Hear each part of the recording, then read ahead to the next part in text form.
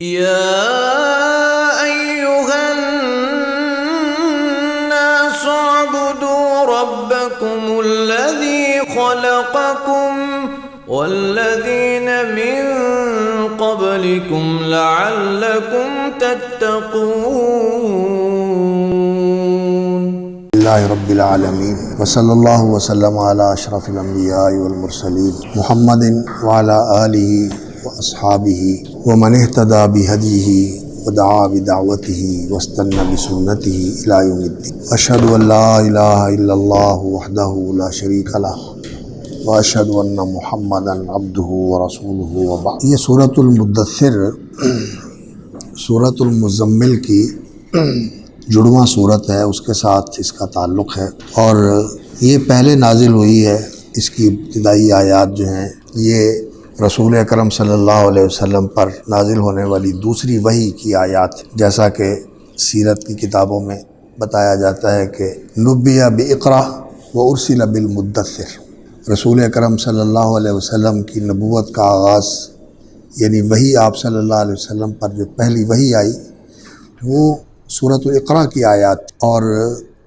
پھر جب آپ صلی اللہ علیہ وسلم کو رسول بنا کر مبعوث کیا گیا تو آپ صلی اللہ علیہ وسلم کو یہ آیات دی گئی جو سورۃ المدثر کی ابتدائی 7 آیات. پہلی وحی کے اندر پڑھنے کا حکم دیا گیا اور دوسری وحی کے اندر انذار کا حکم دیا گیا، اور اس کے لیے جو اہتمام و التزام کرنا ہے اس کی تلقین فرمائی گئی. اور پہلی اور دوسری وحی کے درمیان جو مدت ہے، بعض حضرات تو کہتے ہیں کہ یہ لمبا عرصہ تھا، 3 سال کا انقطاع تھا، اور بعض حضرات کا یہ کہنا ہے کہ یہ وقفہ اتنا لمبا نہیں تھا بلکہ چند دنوں کا ہی وقفہ تھا. اور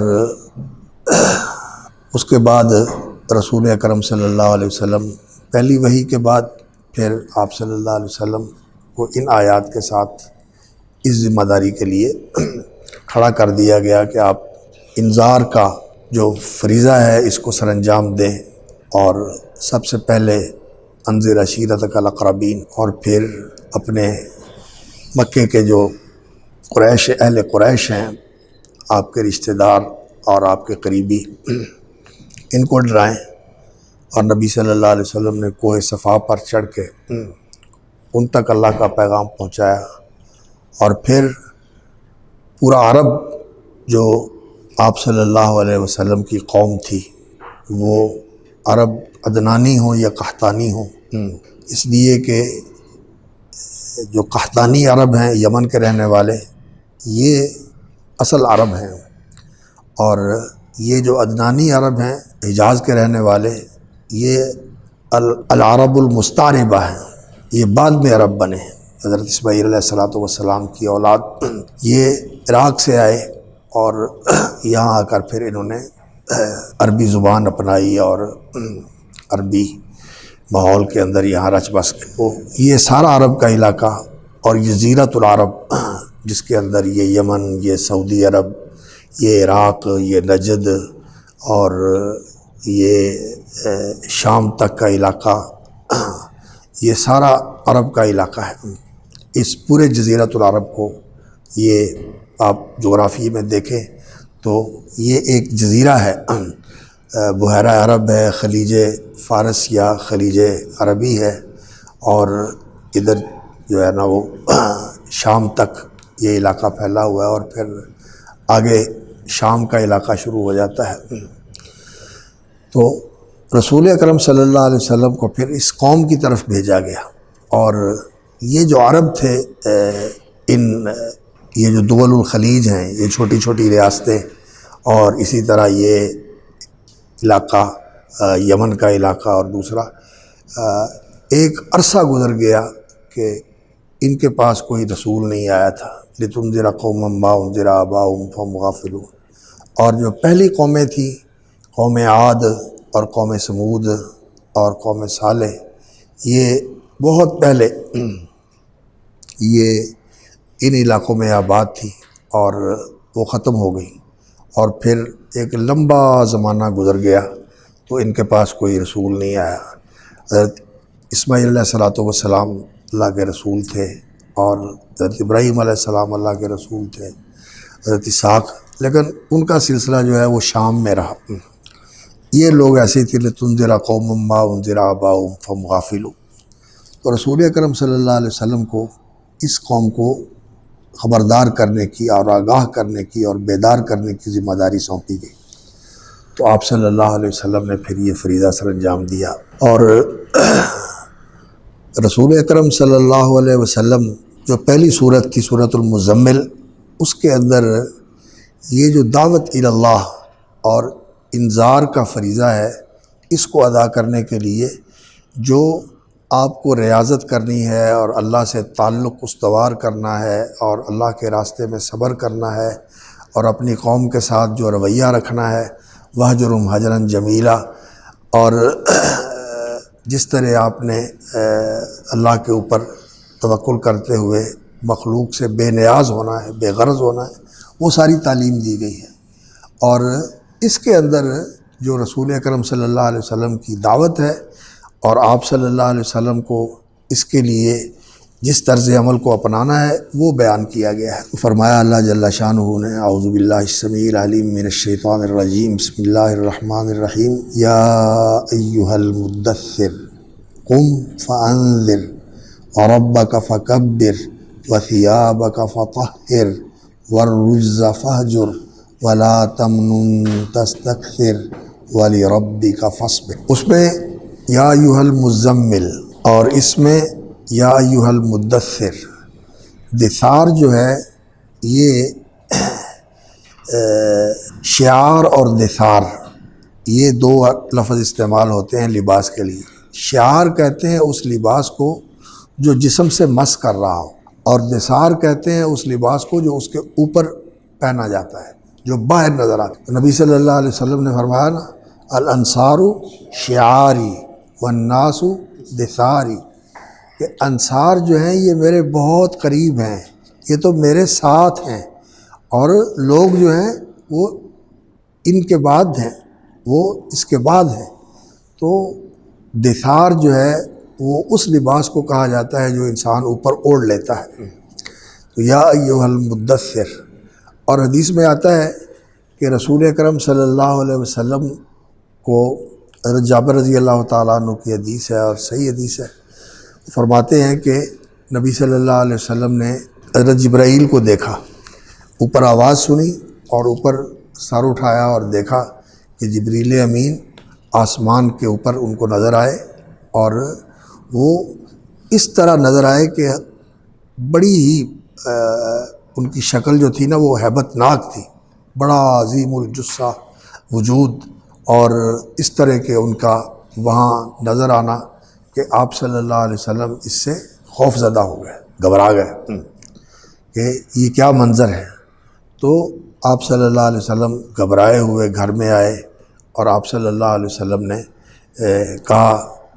دثرونی دثرونی، اور آپ صلی اللہ علیہ وسلم اسی حالت میں تھے۔ تو پھر آپ صلی اللہ علیہ وسلم پر یہ آیات نازل ہوئیں، سورۃ المدثر کی آیات، اور حضرت جابر کہتے ہیں کہ یہ پہلی آیات ہیں جو نازل ہوئی، ان کا یہ خیال ہے۔ لیکن اسی حدیث کے اندر یہ موجود ہے کہ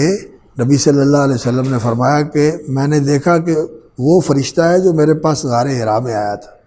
اس وقت شاید رسول اکرم صلی اللہ علیہ وسلم نے انہیں دیکھا نہیں، ان کا وجود لطیف وجود ہے، نورانی وجود ہوتا ہے، وہ اسی وقت نظر آتا ہے جب اللہ رب العزت کو منظور ہو کہ اللہ تعالیٰ دکھانا چاہتے ہیں، اور کبھی کبھی انسانی شکل میں بھی آ جاتے تھے، اور کبھی اصلی شکل میں بھی نبی صلی اللہ علیہ وسلم نے ان کو دیکھا ہے، اور اس دنیا میں بھی دیکھا ہے اور آسمان پر بھی دیکھا ہے حضرت جبریل امین کو، وَلَقَدْ رَآهُ بِالْأُفُقِ الْمُبِينِ۔ اور کبھی کبھی وہ انسانی شکل میں آتے تھے، اور کبھی نبی صلی اللہ علیہ وسلم ان کو پہچان لیتے تھے، اور کبھی نہیں بھی پہچانتے تھے۔ وہ جب عربی کی شکل میں آئے اور آ کر سوالات کیے، بالکل آپ کے آخری زمانے میں حدیث جبریل جو ہے، تو اس وقت نبی صلی اللہ علیہ وسلم نہیں پہچان سکے ان کو، اور بعض اوقات آتے تھے تو کسی مانوس شکل میں بھی آ جاتے تھے، جیسا کہ آتا ہے حدیث میں کہ دہیہ قلبی کی شکل میں حضرت جبریل آیا کرتے تھے رسول اکرم صلی اللہ علیہ وسلم کے پاس۔ تو یہ فرشتے کا آنا رسول اکرم صلی اللہ علیہ وسلم کے پاس یہ ہوتا رہتا تھا، لیکن چونکہ یہ پہلا موقع تھا تو آپ صلی اللہ علیہ وسلم بہت گھبرائے، اور آپ صلی اللہ علیہ وسلم پر اس کی ایک ایسی خوف کی اور دہشت کی کیفیت طاری ہو گئی کہ آپ صلی اللہ علیہ وسلم گھر میں آئے گھبرائے ہوئے، اور آپ صلی اللہ علیہ وسلم نے فرمایا کہ دثرونی تو آپ صلی اللہ علیہ وسلم اس کے بعد پھر یہ آیات نازل ہوئیں، اور پھر تتابع الوحی، پھر وحی جو ہے وہ مسلسل شروع ہو گئی۔ اور بعض روایات کے اندر یہ آتا ہے، اور امام بخاری رحمۃ اللہ علیہ نے بھی ذکر کیا ہے کہ امام زہری رحمۃ اللہ علیہ کا یہ مرسل ہے، یہ اثر امام زہری رحمۃ اللہ علیہ کا مرسل ہے کہ رسول اکرم صلی اللہ علیہ وسلم پر جب یہ دورانیہ گزرا انقطاع وحی کا، فترۃ الوحی کا زمانہ، تو اس میں پھر نبی صلی اللہ علیہ وسلم بڑے پریشان ہوئے،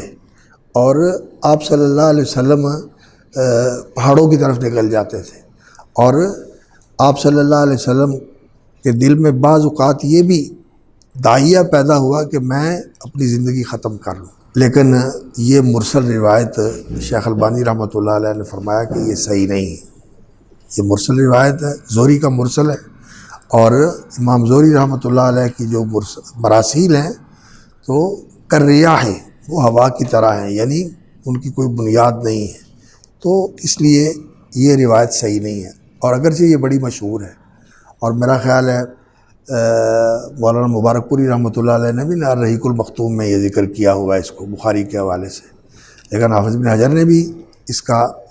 ذکر کیا کہ یہ صحیح نہیں ہے، اور شیخ البانی رحمۃ اللہ علیہ نے تو بڑی شدت کے ساتھ اس کا ذکر فرمایا کہ یہ روایت صحیح نہیں ہے۔ رسول اکرم صلی اللہ علیہ وسلم نے ایسا کوئی ارادہ نہیں کیا کہ آپ صلی اللہ علیہ وسلم یہ بات سوچنے لگے کہ جو کہ ایک عزم و ہمت والے آدمی کے لیے مناسب نہیں ہوتی، اور آپ صلی اللہ علیہ وسلم تو اللہ رب العزت نے نبوت سے پہلے بھی بچایا تھا، اور آپ ایسے گناہوں سے محفوظ تھے جو اس معاشرے کے اندر عام تھے۔ آپ صلی اللہ علیہ وسلم کی زندگی انتہائی پاک بازی کی زندگی تھی، آپ کی سوچیں بھی پاکیزہ تھیں اور آپ کا عمل بھی پاکیزہ تھا، اور آپ صلی اللہ علیہ وسلم کا اخلاق بھی انتہائی اعلیٰ تھا، اور آپ صلی اللہ علیہ وسلم شرک کی آلودگیوں سے بھی محفوظ تھے، اور جاہلیت کے جتنے بھی امور ہیں ان میں سے کسی چیز سے آپ صلی اللہ علیہ وسلم کی ذات اقدس آلودہ نہیں ہوئی صلوات اللہ وسلامہ علیہ، اور یہ کام بھی آپ صلی اللہ علیہ وسلم سے بہت ہی بعید ہے کہ آپ نے کبھی اس طرح کا سوچا ہو۔ تو بہرحال یہ روایت تو ہے لیکن یہ صحیح روایت نہیں ہے، اور وحی کا جو انقطاع کا سلسلہ ہے یہ بعض روایات میں آتا ہے کہ لمبا سا 3 سال کا تھا، اور بعض روایات میں آتا ہے کہ یہ چند دنوں کا تھا، اور مولانا مبارک پوری رحمۃ اللہ علیہ نے الرحیق المختوم میں یہی کہا ہے کہ یہ چند دن ہی تھے، کوئی زیادہ عرصہ نہیں تھا۔ البتہ رسول اکرم صلی اللہ علیہ وسلم کو جو دعوت کی ذمہ داری سونپی گئی تو اس میں آپ صلی اللہ علیہ وسلم نے یہ کیا کہ پہلے آپ صلی اللہ علیہ وسلم نے خفیہ دعوت دی، یعنی اپنے قریبی لوگوں تک آپ نے پیغام پہنچایا، انہی میں حضرت ابو بکر صدیق بھی تھے، انہی میں آپ کے گھر والے بھی تھے، ام المومنین سیدہ خدیجہ رضی اللہ تعالی عنہ، اور آپ کے غلام حضرت زید بن حارثہ، اور آپ کے عمزاد سیدنا علی ابن ابی طالب، اور وہ رسول اکرم صلی اللہ علیہ وسلم کے گھر کے فردی تھے، ابھی نوعمر تھے اور گھر کے فردی تھے۔ تو اسی طرح حضرت بلال رضی اللہ تعالیٰ عنہ جو رسول اکرم صلی اللہ علیہ وسلم کے ساتھ شروع سے ہی بڑے مانوس تھے، اور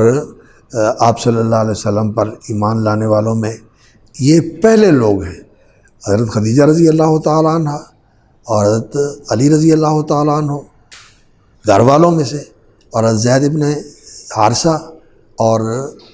دوستوں میں حضرت ابو بکر صدیق رضی اللہ تعالیٰ عنہ، اور غلاموں میں سے حضرت بلال رضی اللہ تعالیٰ عنہ۔ تو آپ صلی اللہ علیہ وسلم نے پہلے خفیہ دعوت دی اپنے قریبی لوگوں کو، اور پھر اس کے بعد نبی صلی اللہ علیہ وسلم نے قریش کو دعوت دی، اور پورے مکے کے اندر آپ نے دعوت کا اعلان کیا، اور پھر اس کے بعد آپ صلی اللہ علیہ وسلم نے دوسرے علاقوں میں جا کر دعوت دینا شروع کی، اور آپ جو قبائل آتے تھے ان کو بھی ملتے تھے، جو لوگ آتے تھے، چونکہ مکہ مرکز تھا حج کا، تو عمرے کے لیے، حج کے لیے، اور کاروباری بھی مرکز تھا، تو یہ لوگ اس وقت بڑا ان کا اچھا کاروبار تھا قریش کا، لإیلاف قریش ایلافہم رحلۃ الشتاء والصیف، کہ یہ دو ان کے سفر تھے۔ ایک سفر کرتے تھے یہ ان علاقوں کی طرف، یہ جو ہمارے بحیرہ عرب کا علاقہ ہے، بحر ہند کا، یہاں یہ لوگ آتے جاتے تھے، یا ان کے اموال جو ہے نا لینے والے یہاں کارکن ان کے پہنچتے تھے، اور یہ عدن کی خلیج سے اور اسی طرح جدہ کا ساحل جو ہے،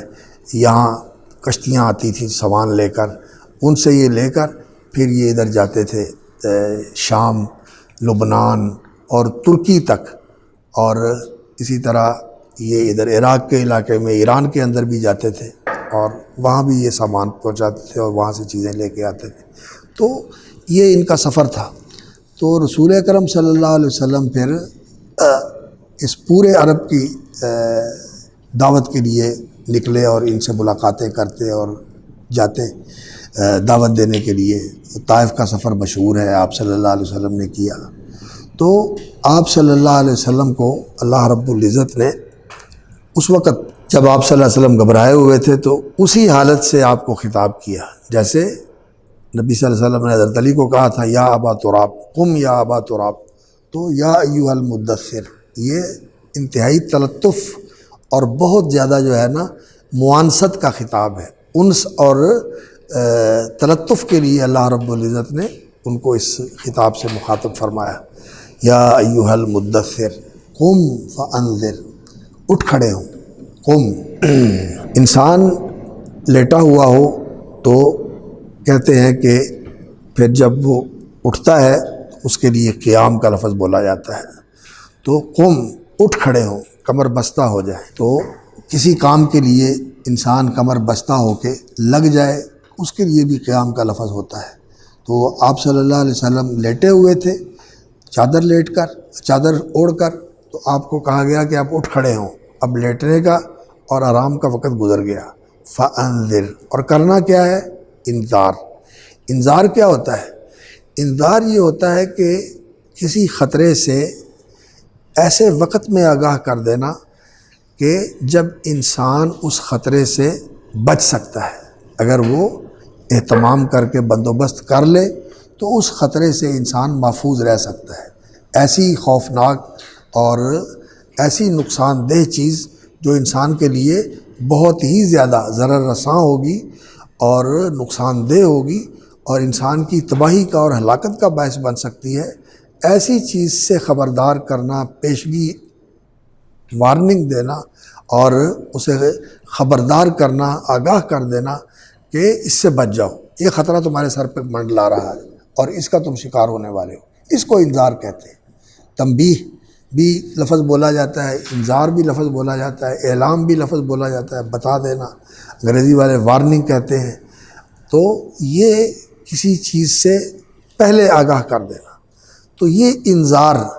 یہ دنیا کا بھی عذاب ہے اور آخرت کا بھی عذاب ہے، اور اصل عذاب جو ہے وہ آخرت کا عذاب ہے، وہ جو یقینی عذاب ہے۔ جو لوگ اللہ رب العزت کو نہیں مانتے، اللہ کے دین کو نہیں مانتے، اللہ کی ملاقات کو نہیں مانتے، اللہ کی آیات کو نہیں مانتے، ان کے لیے اصل جو بڑی سزا ہے وہ آخرت کی سزا ہے۔ لیکن اللہ رب العزت دنیا میں بھی سزا دے دیتے ہیں، دنیا میں بھی سزا دے دیتے ہیں، لیکن دنیا کی سزا جو ہے یہ انذار کے بغیر آتی نہیں ہے۔ وما كنا معذبین حتی نبعث رسولا، دنیا میں اللہ رب العزت پہلے رسول بھیجتے ہیں، اور جب لوگ اس رسول کی تکذیب کرتے ہیں اور اس کا مذاق اڑاتے ہیں اور اس کو ایذا دیتے ہیں، تو پھر اللہ رب العزت اس رسول کے سامنے اس کو جھٹلانے والوں کو اللہ تعالیٰ نیست و نابود کر دیتے ہیں، اور جو اس کے ساتھی ہوتے ہیں ان کو اللہ تعالیٰ نجات دے دیتے ہیں۔ کبھی تو آسمان سے ہی زمین سے عذاب آ جاتا ہے، اور کبھی اللہ رب العزت ایسا بھی کرتے ہیں کہ اس رسول کے ہاتھوں سے ہی اللہ تعالیٰ ان کو پٹوا دیتے ہیں، ان کو سزا دلواتے ہیں۔ جیسا کہ نبی صلی اللہ علیہ وسلم کے جنگ بدر کے اندر قریش مکہ کو سزا دلوائی، اور طائف والوں کو بھی سزا دینے کے لیے اللہ رب العزت نے فرشتے بھیجے، لیکن نبی صلی اللہ علیہ وسلم نے دعا نہیں فرمائی۔ آپ نے یہ امید ظاہر کی کہ شاید ان کی نسلوں میں سے لوگ مسلمان ہو جائیں گے، اور پھر آپ صلی اللہ علیہ وسلم نے محاصرہ کیا طائف کا، لیکن وہاں پھر آپ صلی اللہ علیہ وسلم کو کامیابی نہیں ملی، آپ صلی اللہ علیہ وسلم واپس آ گئے۔ اللہ رب العزت نے ان کے لیے ہدایت لکھی ہوئی تھی، آپ نے دعا بھی کی تھی اور اللہ نے ان کے لیے ہدایت لکھی ہوئی تھی، اور مکے والوں کے لیے بھی ہدایت لکھی ہوئی تھی، بہت سارے ان میں سے مسلمان ہو گئے، لیکن جو ان کے سردار تھے اور ان کے اکابر المجرمین تھے وہ اللہ رب العزت نے بدر میں اکٹھے کر کے سب ختم کر دیے۔ کچھ اپنی موت مر گئے ابو لہب جیسے، اور کچھ جو تھے وہاں مکے اپنا بدر کے میدان کے اندر اللہ رب العزت نے انہیں کافر کردار تک پہنچا دیا۔ تو انذار جو ہے یہ رسول اکرم صلی اللہ علیہ وسلم کی ذمہ داری ہے، اور انذار جو ہے یہ سب سے زیادہ جس چیز کے ساتھ ہوتا ہے وہ آخرت کی جواب دہی، آخرت کی ہولناکی، جہنم کا عذاب، اور اس جہنم کے عذاب کی شدت اور اس کا انتہائی الم انگیز ہونا اور تکلیف دہ ہونا، یہ چیز ہے انذار بالآخرت، تخویف بالآخرت، اور آخرت یاد دلانا اور لوگوں کو یہ احساس دلانا کہ تمہیں کیا ہو گیا ہے، تم موت کی طرف بڑھ رہے ہو، موت آنے والی ہے، موت کے بعد کا مرحلہ، برزخ کے اندر جو کچھ پیش آنے والا ہے، اور پھر حشر، اور پھر اللہ رب العزت کے سامنے قبروں سے اٹھنے کے بعد پیشی، اور اس وقت کی ہولناکی، یہ جو آخرت کے امور ہیں یہ لوگوں کو بتا کر آپ لوگوں کو خبردار کریں، غفلت کی نیند میں جو سوئے ہوئے ہیں انہیں بیدار کریں، قم فانذر۔ تو یہ رسول اکرم صلی اللہ علیہ وسلم کی دعوت کا نقطہ آغاز ہے کہ لوگوں کو خبردار کیا جائے، آگاہ کر دیا جائے، انہیں بیدار کر دیا جائے، انہیں جگایا جائے کہ آخرت کی فکر کرو، آخرت کے لیے تیاری کرو، اور وہ تیاری کیا کرنی ہے؟ وہ وَرَبَّكَ فَكَبِّرْ، یہ ہے کہ انسان اپنے رب کو بڑا مانے، اپنے رب کو بڑا مانے، اللہ اکبر، اللہ کی بڑائی مانے۔ انسان اس کائنات کے اندر زندگی گزارتا ہے، اور یہاں جو اپنے ماحول کو انسان دیکھتا ہے تو اپنے آپ کو دیکھتا ہے تو اس ماحول کے اندر سمندر ہیں، صحرا ہیں، جنگل ہیں، پہاڑ ہیں، یا آسمان ہے، سورج چاند ہے، ستارے ہیں، بہت بڑی بڑی چیزیں ہیں۔ جانوروں کے اندر بھی بہت بڑے بڑے جانور ہیں، بڑے وحشی ہیں، بڑے زہرناک ہیں، بڑے فتاک ہیں، خونخوار ہیں، اور بہت ہی ان کے اندر قوت ہے۔ تو انسان اپنے آپ کو اس میں چھوٹا دیکھتا ہے، تو انسان ان چیزوں کو جو اسے قریب نظر آتی ہیں انہیں بڑا سمجھنے لگتا ہے، اور انہیں بڑا سمجھ کر انسان ان کی بڑائی کو مان کر کبھی ان کا پجاری بن جاتا ہے، کبھی ان سے ڈرنے لگ جاتا ہے، کبھی ان سے امیدیں وابستہ کر لیتا ہے۔ تو انسان کو یہ بتایا ہے کہ نہیں، اصل بڑائی جو ہے وہ اللہ رب العزت کے لیے ہے، جو ان سب کا خالق ہے، جو ان سب کا فرما روا ہے، جو ان سب کو چلانے والا اور سنبھالنے والا ہے، وہ اصل بڑا ہے، اس کے لیے ہے بڑائی۔ وَلَهُ الْكِبْرِيَاءُ فِي السَّمَاوَاتِ وَالْأَرْضِ وَرَبَّكَ فَكَبِّرْ۔ اور اسی طرح جس معاشرے کے اندر انسان رہتا ہے وہاں بادشاہ ہوتا ہے، وہاں سردار ہوتے ہیں، وہاں مالدار ہوتے ہیں، وہاں طاقتور مافیاز ہوتے ہیں جو بڑے ہی قوی ہوتے ہیں کہ ان کا مقابلہ کرنا انسان کے لیے بڑا مشکل ہوتا ہے، تو انسان دب جاتا ہے۔ تو ان سے بھی انسان کو نہیں دبنا چاہیے، ان سے بھی انسان کو بالکل جو ہے نا مرعوب نہیں ہونا چاہیے، انسان کو اللہ کے اوپر بھروسہ رکھنا چاہیے اور ان کے سامنے بھی کھڑے ہو جانا چاہیے۔ یہ جھوٹے بادشاہ ہوں، یہ جھوٹے سردار ہوں، یہ ذمہ دار اور تاجر ہوں، صنعت کار ہوں، سرمایہ دار ہوں، کوئی ہوں، یا یہ ایسے مافیاز ہوں جو لوگوں کے خون چوستے ہیں اور لوگوں کو انہوں نے غلام بنایا ہوا ہوتا ہے، انسان کو ان کی پرواہ نہیں کرنی چاہیے۔ وَرَبَّكَ فَكَبِّرْ، اپنے رب کی بڑائی کا اعلان کرو، اللہ ہی بڑا ہے، اللہ اکبر۔ رسول اکرم صلی اللہ علیہ وسلم کی دعوت کا نقطہ آغاز یہ ہے وَرَبَّكَ فَكَبِّرْ، اور اللہ کی بڑائی قائم کرنا، اللہ کی بڑائی منوانا اور اللہ کی بڑائی کا اعلان اور اظہار کرنا اور لوگوں کے دلوں میں اس کی بڑائی کا نقش قائم کر دینا، یہ رسول اکرم صلی اللہ علیہ وسلم کی دعوت کا مشن ہے۔ یہ آپ صلی اللہ علیہ وسلم کا یہ مشن ہے اور آپ کی یہ دعوت ہے، یہ آپ صلی اللہ علیہ وسلم کا مشن ہے، آپ نے یہ کام کیا۔ وَرَبَّكَ فَكَبِّرْ وَثِيَابَكَ فَطَهِّرْ، اور اپنا دامن پاک رکھو، اس کے اندر قلب کی طہارت، اس کے اندر فکر کی طہارت، اس کے اندر لباس کی اور بدن کی طہارت، اور اس کے اندر اخلاق اور عمل کی طہارت، یہ ساری چیزیں اس کے اندر جمع ہو گئی۔ آپ اگر سلف کے اقوال جو ہیں وہ اس کی تفسیر میں پڑھیں تو کسی نے لباس کا ذکر کیا ہے، کسی نے دل کا ذکر کیا ہے، کسی نے اخلاق اور اعمال کا ذکر کیا ہے، اور حقیقت یہ ہے کہ قرآن کے الفاظ کے اندر یہ سب کچھ موجود ہے۔ وَثِيَابَكَ فَطَهِّرْ، اور سب سے زیادہ جو چیز ضروری ہے وہ تطہیر قلب ہے۔ قلب جو ہے وہ انسان کا پاکیزہ ہو اور انسان کی سوچ پاکیزہ ہو، انسان جو ہے چھوٹی اور ادنا اور سفلی اغراض کے لیے کام نہ کرے، ان سے انسان بلند تر ہو جائے، اپنی فکر کو اور اپنے مقاصد کو بلند کرے۔ دوسری چیز کہ انسان جو ہے اس کے اندر جو انسان کی ایسی کمزوریاں ہیں، حسد ہے اور اسی طرح شہوات ہیں اور اسی طرح غضب ہے اور اسی طرح کے دوسرے جو اوصاف ہیں، ان سے انسان اپنے آپ کو پاک کر کے اور صاف کر کے اس طرح کا آدمی اپنا صاف مصفہ اور مجلہ اور نقی اور بالکل طاہر سوچ، دل اور دماغ بنا لے کہ یہ ساری چیزیں انسان کی نکل چکی ہوں، پھر یہ کام جو ہے نا یہ کارگر اور برومند ہوتا ہے، نتیجہ خیز اور بارآور ہوتا ہے۔ اگر یہ کام آلودگی کے ساتھ کیا جائے تو پھر اس کام میں برکت نہیں ہوتی۔ تو اللہ رب العزت نے فرمایا وَثِيَابَكَ فَطَهِّرْ وَالرُّجْزَ فَاهْجُرْ، اور شرک کی آلودگی سے اپنے آپ کو پاک کرو۔ رجز نجاست اور گندگی کو کہتے ہیں، رجز عذاب کو کہتے ہیں، رجز اور رجز دونوں طرح پڑھا جاتا ہے، اور چونکہ شرک یہ عذاب کا باعث بنتا ہے اور یہ انتہائی گندگی ہے۔ الرجس من الاوثان فاجتنبوا الرجس من الاوثان، اور جو مشرک ہوتا ہے اس کے بارے میں فرمایا انما المشرکون نجس، مشرک جو ہے یہ ناپاک ہوتے ہیں، کہ یہ ایسی گندگی ہے کہ ساری گندگیوں سے بڑھ کر ہے، یہ ایسی نجاست اور ایسی غلاظت ہے اور اس طرح کی یہ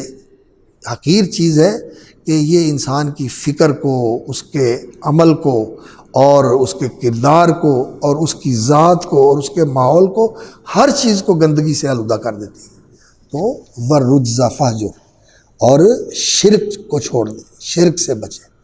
تو اللہ کی بڑائی قائم کریں، اپنا دامن پاک رکھیں، اور اللہ رب العزت سے شرک اس سے کلی پرہیز کریں، وہ شرک خفی ہو، وہ شرک جلی ہو، وہ اتباع شہوات کا شرک ہو، یا وہ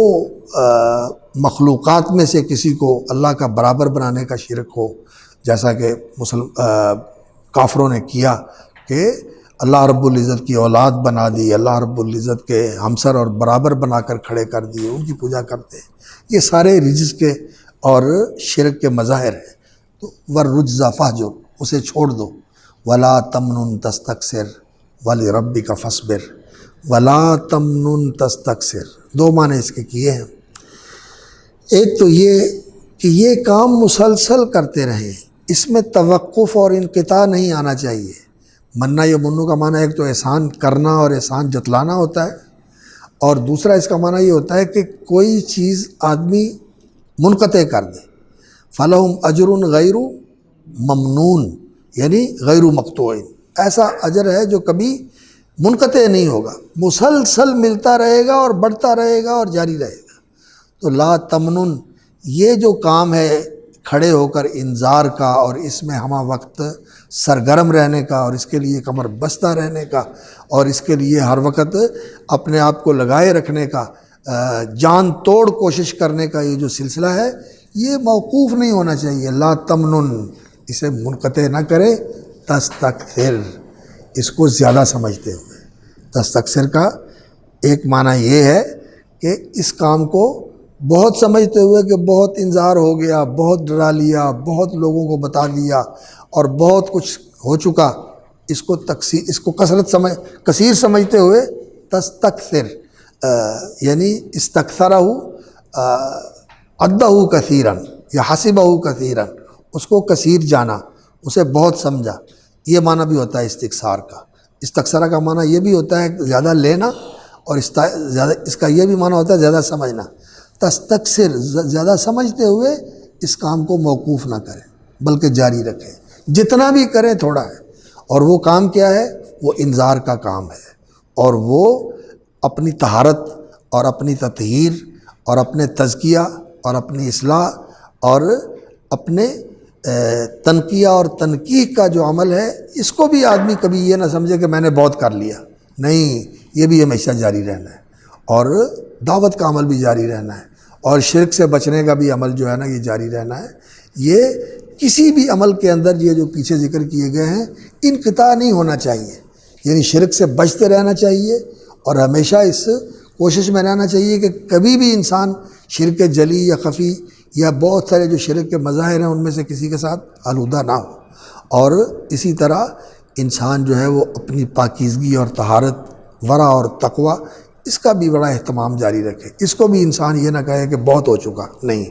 یہ ہمیشہ جاری رہنا چاہیے۔ اور انذار کا عمل بھی، اور اللہ رب العزت کی بڑائی کو قائم کرنے کا وہی جو سلسلہ ہے، اس کے اندر بھی انقطاع نہیں آنا چاہیے۔ ولا تمنن تستکثر۔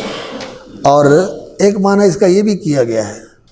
کہ یہ جو کام کرتے ہو، ولا تمنن تستکثر، اللہ رب العزت کو احسان نہ جتاؤ کہ میں نے تیرے لیے یہ کچھ کیا ہے۔ اللہ تمنوا علیہ اسلامکم بل اللہ یمن علیکم ان ہداکم للایمان، یہ کام بہت بڑا ہے اور یہ بڑا شرف والا کام ہے، اور انسان کے دل میں یہ بات آ جاتی ہے کہ ہم اللہ کا کام کر رہے ہیں، تو فرمایا اپنے کام کو بڑا سمجھ کر اللہ کو احسان نہ جتاؤ۔ منت ازو شناس کے خدمت بداشت، اللہ اکبر، وہ کسی نے کہا ہے نا، منت بنے کہ خدمت سلطان ہمیں کنی، یہ احسان نہ جتاؤ کہ میں اس کا کام کر رہا ہوں، منت منے، احسان نہ دھر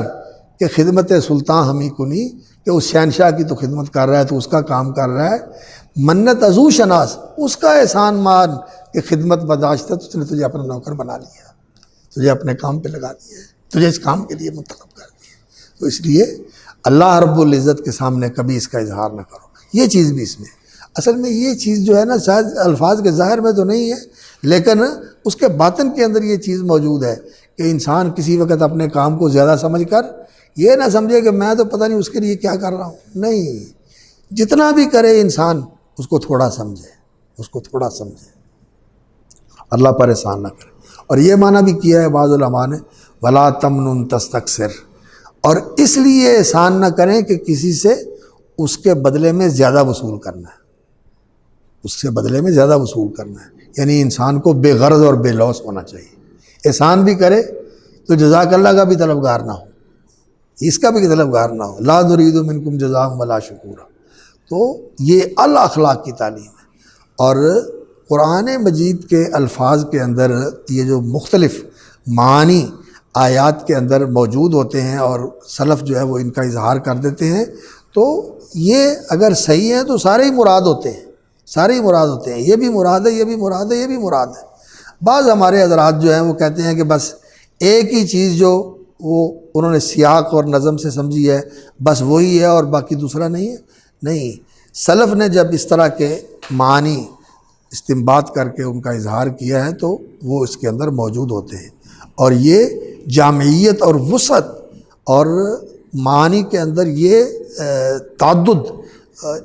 قرآن کے بارے میں کہتے ہیں کہ حمال الوجوہ، اس کے اندر بہت سارے پہلو جو ہیں نا موجود ہوتے ہیں، یہ پہلو بھی ہے، یہ پہلو بھی ہے، یہ پہلو بھی ہے، یہ اس کے وجوہ جو ہیں وہ متعدد وجوہ کا محتمل ہوتا ہے۔ تو تو یہ اس کا ایک اعجازی پہلو ہے،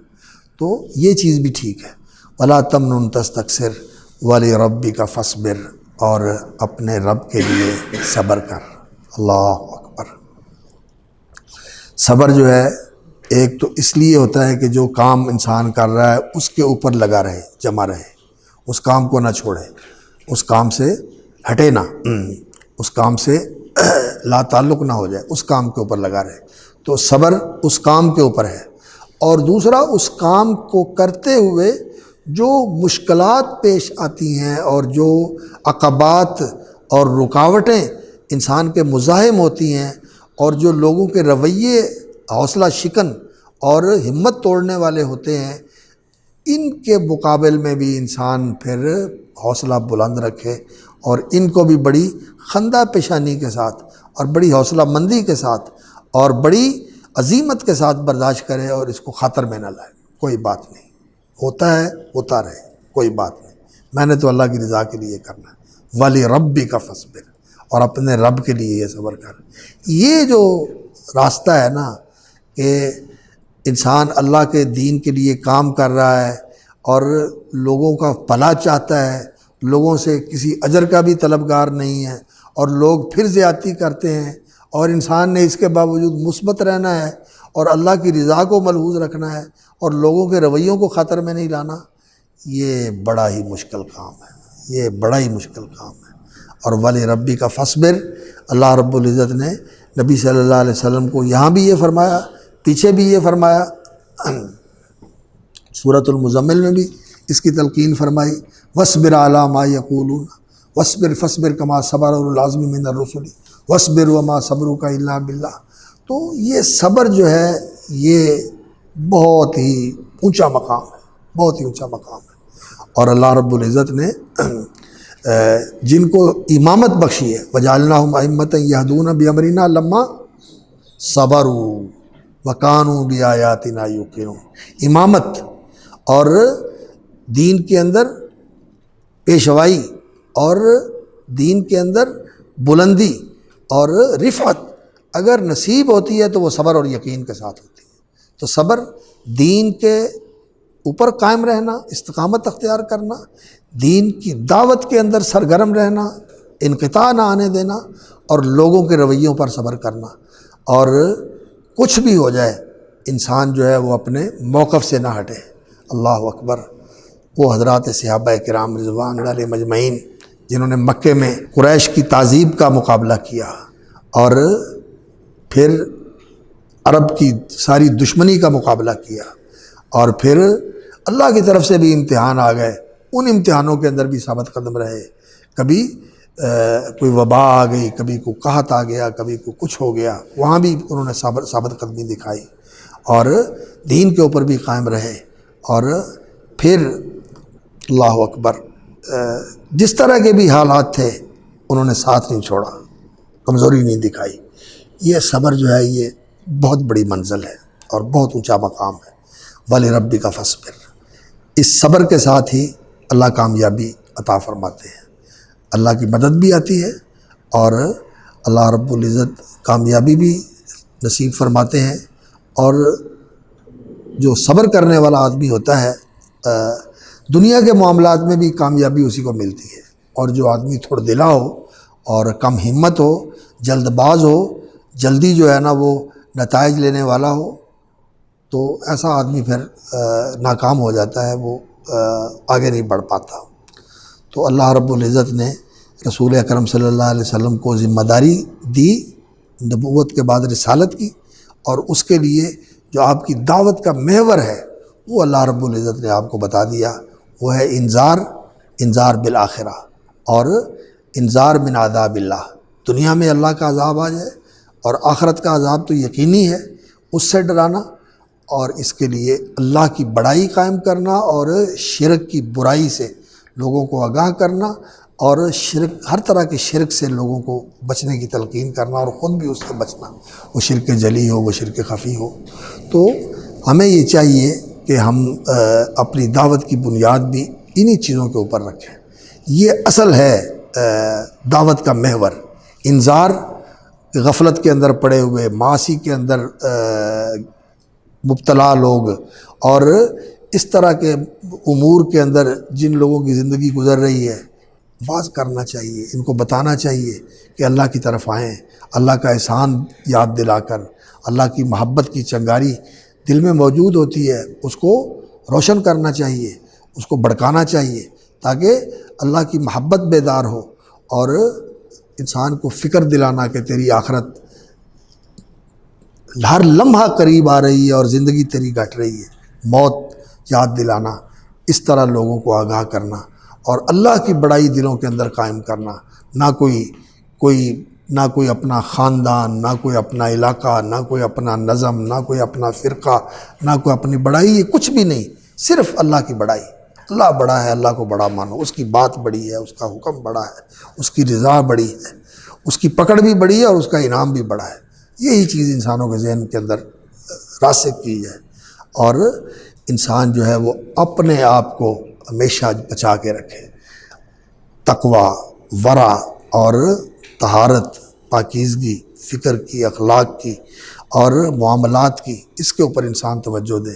اور ہر قسم کے شرک کی آلودگی سے اپنے آپ کو بچا کے رکھے۔ والرجز فاہجر، اور اس کے اندر اخلاص بھی آتا ہے، والرجز فاہجر، اس لیے کہ کسی اور چیز کو اللہ کے ساتھ ملا دینا اور اس کو بھی مطلوب بنا لینا، یہ بھی تو ایک قسم کا شرک ہے نا۔ اللہ اکبر۔